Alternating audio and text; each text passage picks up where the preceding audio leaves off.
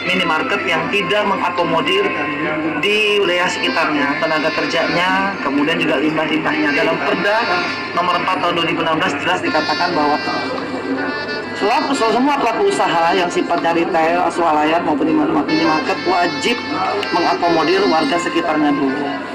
Ya, ternyata memang ada ditemukan, dan yang paling krusial sekali ternyata dari 234 pelaku usaha retail di sini ada 71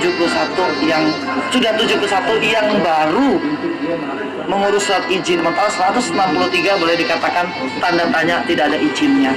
Itu menjadi catatan kami, sehingga kami akan memfollow up kembali pertemuan yang akan datang, khususnya dengan dinas terkait, itu perizinan dengan Pol PP. Jadi kami tidak ada tebang pilih, ya.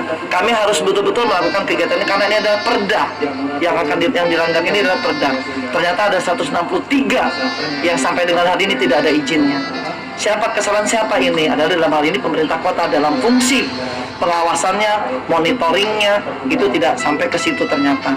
Beliau menjanji dinas perdagangan akan menyurati besok untuk masalah perizinan ini. Jadi tentang limbah, tentang akomodir masyarakat, parkir, tadi kita bicarakan semua, UMKM-nya, CSR-nya, dan sebagainya. Dan semua ditemukan hampir tidak mengikuti Perda nomor 4 tahun 2016. Seperti itu. Jadi tentang perda tersebut dinyatakan tenaga kerjanya harus mengakomodir tetangga kiri kanan muka belakang atau sekitarnya. UMKM itu jelas harus ada space-nya sesuai dengan luasan dari swalayan tersebut. 5.000 ke atas sekian space-nya, sekian tenan yang harus diikutkan. Kemudian UMKM yang ada di Kota Balikpapan harus dihimpun dalam satu swalayan tersebut. Kemudian lahan parkirnya harus sesuai. Jadi jangan sampai ada parkirnya macet-macet dan sebagainya, dan harus gratis. Diusahakan harus gratis, tidak ada pembayaran. Kemudian lagi CSR. CSR ini penting buat lingkungan sekitarnya. Ternyata di sini masih ada CSR itu tidak sesuai dengan peruntukannya.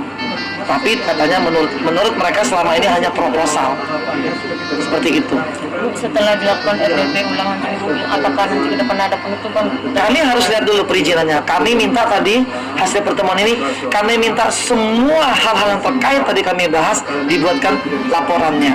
Kita bahas, kita himpun, kita data, kita cross check terjunan ke lapangan.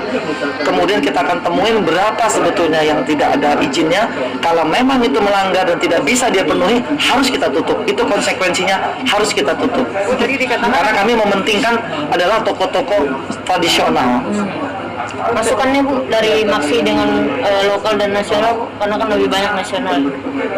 Ya kita harus dikaji ulang. Tadi kita kan harus minta sama dinas terkait dikaji ulang. Kami mohon kebijakan sama pemerintah kota. Ketika pengusaha lokal ingin membuat cabang baru, tolong dipermudah. Jangan hanya yang nasional, yang di luar masuknya gampangnya seperti itu.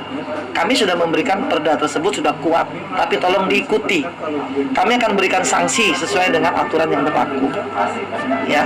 Bu, tadi dikatakan ada 10% Bu yang diberikan kepada. Ternyata banyak tidak 10%.